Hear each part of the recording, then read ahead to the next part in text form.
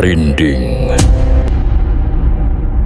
Saya sudah bertahun-tahun menyusuri jalur Pantura. Siang dan malam dari Semarang hingga Jakarta. Jalan ini sudah seperti rumah kedua. Tapi malam itu entah mengapa, suasananya terasa berbeda.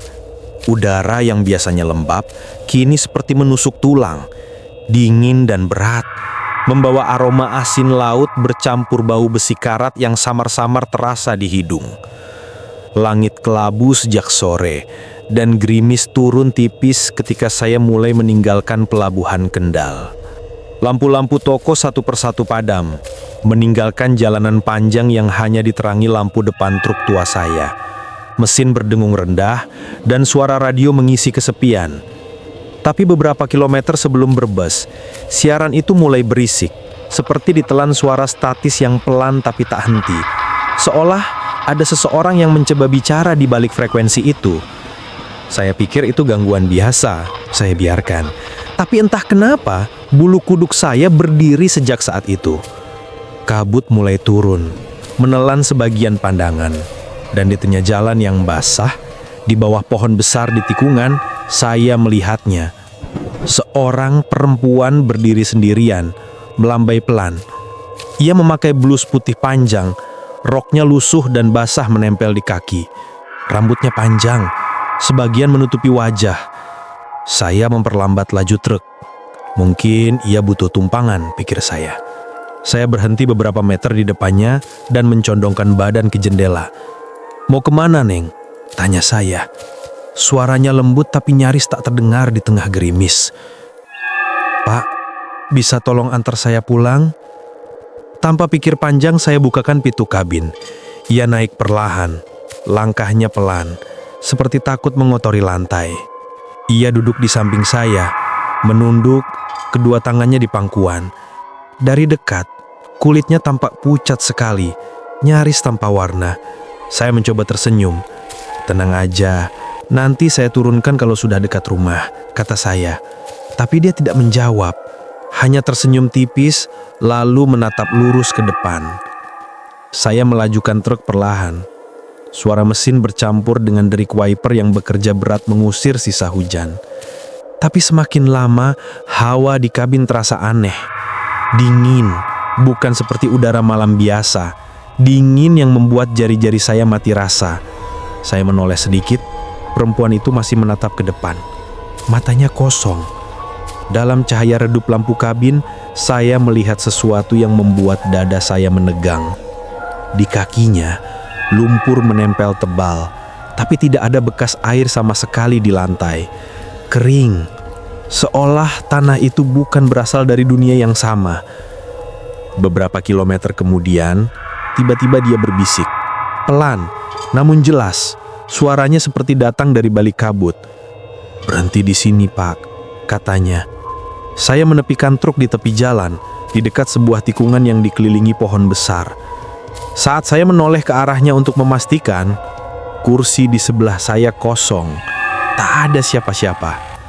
Hanya bekas air di jok dan aroma tanah basah yang menyengat. Saya terpaku, napas saya tertahan. Jantung saya berdetak terlalu keras untuk bisa didengar oleh siapapun. Lalu, saya melihat sesuatu di lantai kabin. Sebuah pita rambut kecil, warna merah pudar, terjatuh di bawah kursi penumpang. Saya menatapnya lama. Dingin menjalar dari ujung jari hingga tengkuk. Dengan langkah gemetar, saya turun dari truk dan berjalan ke arah cahaya samar di kejauhan. Ada sebuah pos ronda dengan seorang kakek duduk di sana, menyalakan rokok di bawah lampu minyak. Saya ceritakan semuanya. Perempuan berblus putih, rambut panjang, minta diantar pulang lalu menghilang. Kakek itu menatap saya lama, matanya perlahan melembut tapi bibirnya bergetar. "Kalau ciri-cirinya begitu, itu si Tina. Dulu dia kerja di warung dekat sini. Pulang malam 5 tahun lalu ditabrak truk di tikungan depan sana. Waktu ditemukan, mayatnya tergeletak di parit, rambutnya masih diikat pita merah." Saya tak sanggup bicara. Saya hanya berdiri di sana, mendengarkan hujan yang makin deras menimpa atap pos ronda. Dalam hati saya berharap kakek itu bercanda, Tapi ketika saya kembali ke truk, pita merah itu masih ada di lantai. Basah, dingin, dan berat, seolah baru saja jatuh dari rambut seseorang.